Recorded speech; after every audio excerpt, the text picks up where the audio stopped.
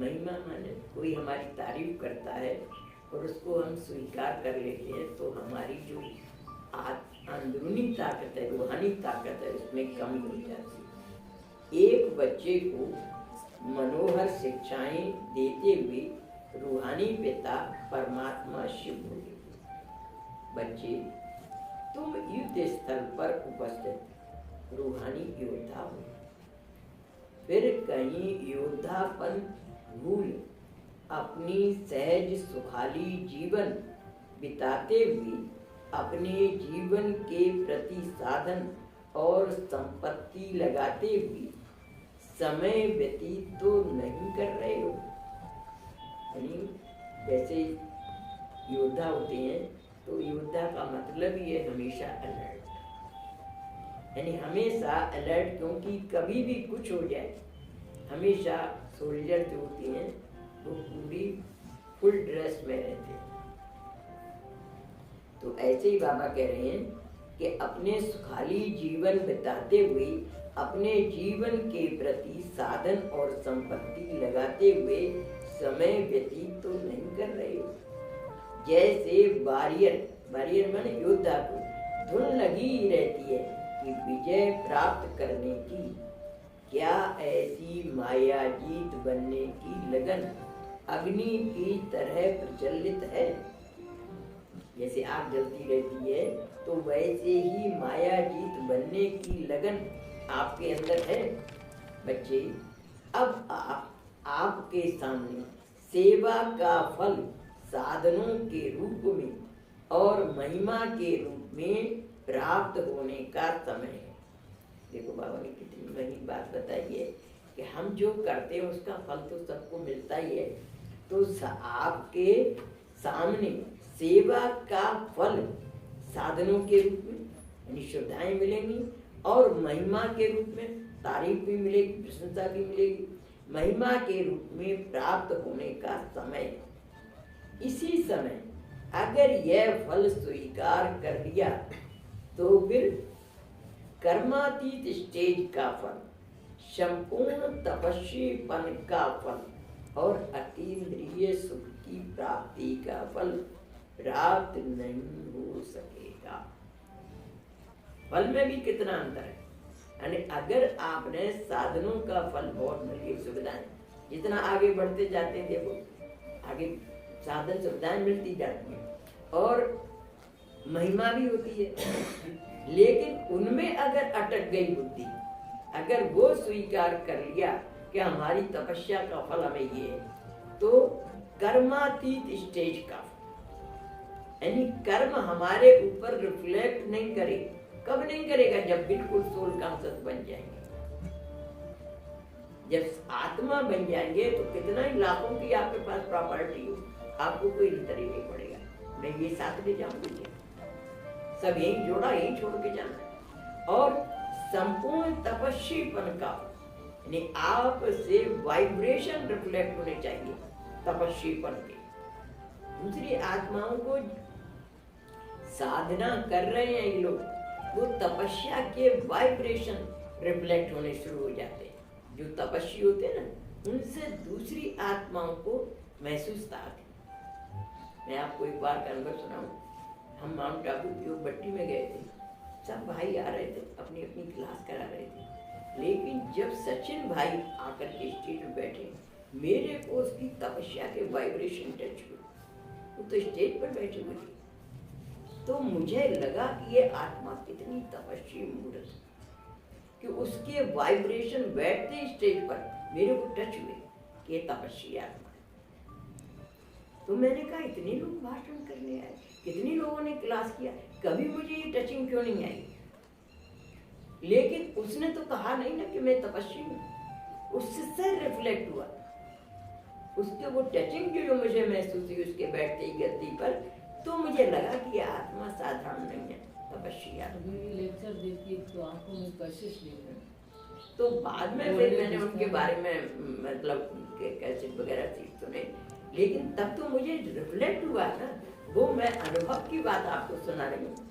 तो ऐसे ही बाबा कह रहे ये संपूर्ण तपस्वीपन का फल और अतीन्द्रिय सुख की प्राप्ति का फल प्राप्त न हो सकेगा। जैसे बाबा कहते हैं ना, अतीन्द्रिय सुख पूछ देखना हो तो गोपी बल्लभ की गोप गोपियों से पूछो। ये जो इंद्रिय के सुख है ना, बहुत अच्छा खाया, बहुत अच्छा देखा, बहुत अच्छा, ये सब क्या है? इंद्रियों के सुख। एक होता है इंद्रियों से परे सुख, अति इंद्रिय सुख।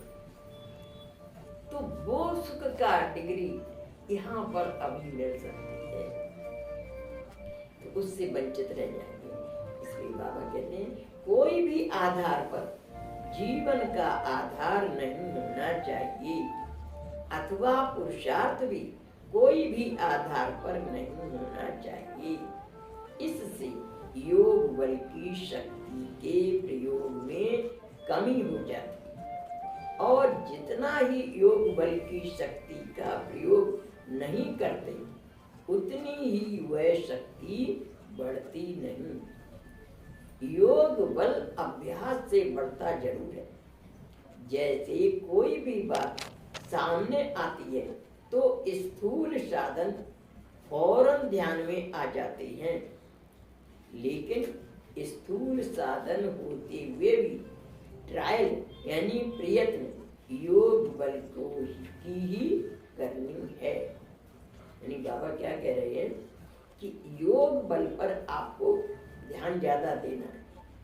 जैसे कोई भी बात सामने आती है तो स्थूल साधन फौरन ध्यान में आ जाते हैं, लेकिन स्थूल साधन होते हुए भी ट्रायल यानी प्रयत्न योग बल की ही करनी है। अच्छा, यानी योग बल को ही आधार बनाओ, किसी साधन को आधार नहीं बनाओ। तपस्या तो हम सभी कर रहे हैं, लेकिन साधनों के ऊपर हम निर्भर न रहे। ऐसा बाबा हमको निराधार बनाना चाहते हैं। जैसे देखो छत डालते ना तो क्या करते हैं, बल्लियों का सहारा लगाते हैं, लेकिन जब छत मजबूत हो जाती है तो वे बल्लियां हटा देते हैं। पक्की हो गई छत, अब कोई बल्लियों की जरूरत है क्या? तो इतना हम भी बच्चे परिपक्व बन जाए जो किसी भी सहारे के बिना हम जीवित रह सके। लास्ट में ये सारे सहारे हैं ना, सब साधन सुविधाएं खत्म होने वाली हैं, तो निराधार हम बन के रह सकते हैं क्या? उस समय हमारे संकल्प में भी नहीं आएगा कि ये चीज नहीं है। ये होना चाहिए। बाबा ने एक बार वाणी में कहा कि बच्चे, ब्रह्मा बाबा ने शरीर छोड़ा था 18 तारीख को, और शायद 21 या 22 तारीख को उनका और बॉडी का संस्कार है। 4 दिन भूख लगी थी, 4 दिन खाना बना था, खाने के भी हम आधार पर निर्भर नहीं रहे। खाना नहीं मिला, मिल गया तो ठीक है, नहीं मिल गया तो बिना खाए भी रहने की स्थिति होनी चाहिए। किसी भी आधार पर हम निर्भर न रहे,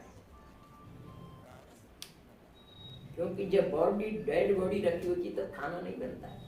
तो 4 दिन तक क्या करा था, लाई, परमल और चाय, क्योंकि माउंट आबू में सर्दी ज्यादा पड़ती है, तो चाय बनती थी और लाई और परमल ये सब। परमल ये जो खाते हैं वाइट कलर, तो ये मिलते थे 4 दिन तक, क्योंकि डेड बॉडी 2-3 दिन रखी रही ना।